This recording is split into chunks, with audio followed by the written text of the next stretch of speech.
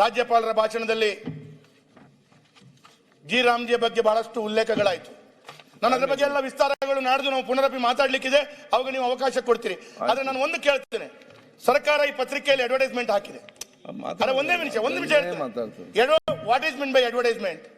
Advertisement ಅಂದ್ರೆ ನನ್ನ product ಒಳ್ಳೇದಿದೆ, ನಾನು ಒಳ್ಳೆ ಕೆಲಸ ಮಾಡಿದ್ದೇನೆ, ನಾನು ಕೆಲಸ ಮಾಡಿದ್ದನ್ನ ತೋರಿಸ್ಕೊಳ್ಳಿಕ್ಕೆ ಆ ಅಡ್ವರ್ಟೈಸ್ಮೆಂಟ್ ಹಣ ಖರ್ಚು ಮಾಡಬೇಕು, ಬೇರೆಯವರನ್ನ ದೂಷಿಸ್ಲಿಕ್ಕಲ್ಲ. ಅಡ್ವರ್ಟೈಸ್ಮೆಂಟ್ ಅಂದ್ರೆ ನೀವು ಕೋಲ್ಗೇಟ್ ಪೇಸ್ಟ್ ಅಡ್ವರ್ಟೈಸ್ಮೆಂಟ್ ನೋಡ್ತೀರಿ, ನನ್ನ ಕೋಲ್ಗೇಟ್ ಪೇಸ್ಟ್ ಒಳ್ಳೆದಿದೆ, ಇದರಲ್ಲಿ ಉಪ್ಪು ಇದೆ, ಕ್ಲೋಸ್ ಅಪ್ ಒಳ್ಳೆ ಇಲ್ಲ ಅಂತ ಹೇಳ್ತಾರೆ ಅವರು. ಒಳ್ಳೆ ಇಲ್ಲ ಅಂತಕ್ಕೆ ಸರ್ಕಾರದ ತೆರಿಗೆ ಹಣವನ್ನು ಉಪಯೋಗ ಮಾಡ್ತಿರಲ್ಲ. ಇದನ್ನು ಕೇಳುವಂತ ತಪ್ಪ ಅಂತ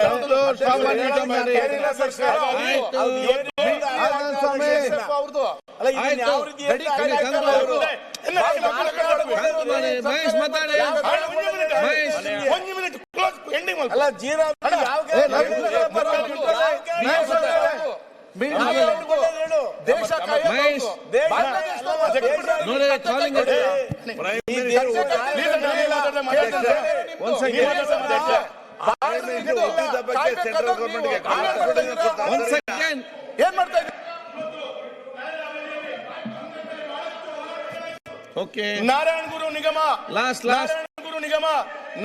ನಿಗಮ ನಾರಾಯಣ ಗುರು ಪೋಷ ಮಾಡುವಾಗ ಮಂಗಳೂರಿನಿಂದ ಬೆಂಗಳೂರಿಗೆ ಪಾದಯಾತ್ರೆ ಮಾಡಿದ್ರು. ನಮ್ಮ ಸರ್ಕಾರ ನಾರಾಯಣ ಗುರು ನಿಗಮ ಮಾಡಿದ್ರು. ಕಳೆದ 2.5 ವರ್ಷದಲ್ಲಿ ನಿಗಮಕ್ಕೆ ₹1 ಕೊಟ್ಟಿಲ್ಲ. ಬನ್ಸ್ ನಿಗಮವನ್ನ ಘೋಷಣೆ ಮಾಡಿದ್ರು ಮುಖ್ಯಮಂತ್ರಿಗಳು. ಬನ್ಸ್ ನಿಗಮಕ್ಕೆ ಘೋಷಣೆ ಮಾಡಿ ಉದಯವಾಣಿ ಪತ್ರಿಕೆಯಲ್ಲಿ ಫ್ರಂಟ್ ಪೇಜ್ ಅಲ್ಲಿ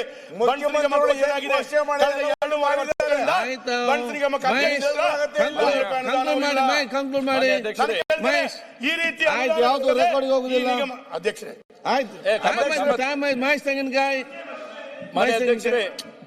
ಏನ್ ಮಾತಾಡಿದ್ರಿ? ಬೇರೆ ಮಾತಾಡಬಾರ್ದಾ? ಇಲ್ಲಿ ಕ್ವಶನ್ ಅವ್ರು ತಗೊಳ್ಬಾರ್ದಾ? ನೀವ್ ಅದ್ರಿಂದ ಹೋಗ್ಲಿ ಆಗ್ತದ? ಆಯ್ತು, ಮತ್ತೆ ಮ್ಯಾಚ್ ತೆಗೆ ಮಾತಾಡಿ. ನಾರಾಯಣ ಗುರು ಬಗ್ಗೆ ನಿಮ್ಗೆ ಅಷ್ಟು ಗೌರವ ಇದೆ, ಫಸ್ಟ್ ಮಾತಾಡ್ಬೇಕಿತ್ತು. ಎಲ್ಲ ಬೇಡದೆಲ್ಲ ಮಾತಾಡಿ ಲಾಸ್ಟ್ ನಾರಾಯಣ ಗುರು ತಕೊಂಡ್ರೆ ಇಲ್ಲಿ ಮಾತಾಡಿ.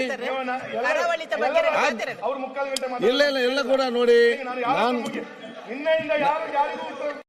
ನೋಡಿ ಅವ್ರು ಕೂಡ ಅಷ್ಟೇ ನೀವು ಕೂಡ ಅಷ್ಟೇ ಮಾತಾಡಿದ್ರೆ ನಮ್ಗೆಲ್ಲ ಟೈಮ್ ಇದೆ ನಮ್ಮ ಹತ್ರ.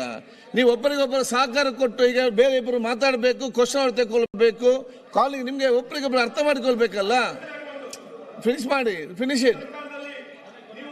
ಬಹಳಷ್ಟು ಹಗರಣಗಳಾಗಿದೆ. ಈ ಹಗರಣಗಳನ್ನ ರಾಜ್ಯಪಾಲರ ಅಷ್ಟೇ.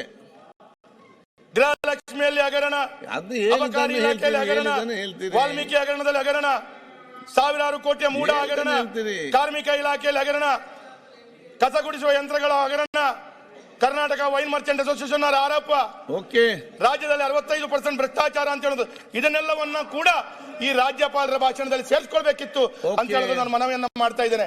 ಯಾಕೆಂತ ಹೇಳಿದ್ರೆ ಇದು ಇಡೀ ರಾಜ್ಯದಲ್ಲಿ ಮಾತಾಡುವಂತ ವಾತಾವರಣ.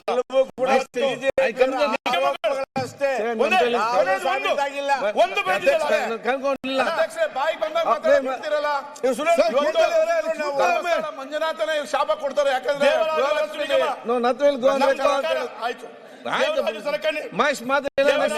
ನಾನು ಮಾತಾಡಿದ್ರೆ ಮಾನ್ಯ ಅಧ್ಯಕ್ಷರೇ ಮಾತಾಡ್ತಾನೆ ನಾನು ನೋಡಿ ರೆಕಾರ್ಡ್ ಹೋಗುದಿಲ್ಲ. ಏನ್ ರೆಕಾರ್ಡ್ ಹೋಗುದಿಲ್ಲ. ಮಾತಾಡೋದು ತೋರ್ಕ ಮತ್ತೆ ಕೂಡ್ಲೈತೆ ಏನು ಪೂರಕ್ಲೆ ಎಲ್ಲರಿಗೂ ಮಾತಾಡ್ಬೇಕು, ಎಲ್ಲರಿಗೂ ಮಾತಾಡ್ತದೆ. ಆಯ್ತಪ್ಪ, ಕೊಟ್ಟಿದ್ದೇನೆ ಲಾಸ್ಟ್ ಈಗ ಸಲ ಕೊಟ್ಟಿದ್ದೇನೆ.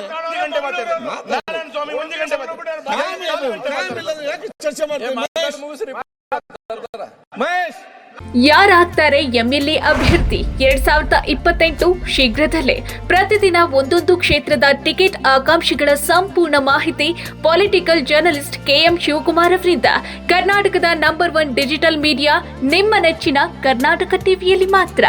ನೀವು ಸಣ್ಣ ಆಗ್ಬೇಕಲ್ವಾ? ಅದು ಒಂದು ಉತ್ತಮ ಆಹಾರದಿಂದ ಸಣ್ಣ ಆಗ್ಬೇಕಲ್ವಾ? ಪ್ರತಿದಿನ ನಮ್ಮ ಜೀನಿ ಸ್ಲಿಮ್ ನ ಯೂಸ್ ಮಾಡಿ ಯಾವುದೇ ಸೈಡ್ ಎಫೆಕ್ಟ್ ಇಲ್ದಂಗೆ ನೀವು ಸಣ್ಣ ಆಗ್ತೀರಾ.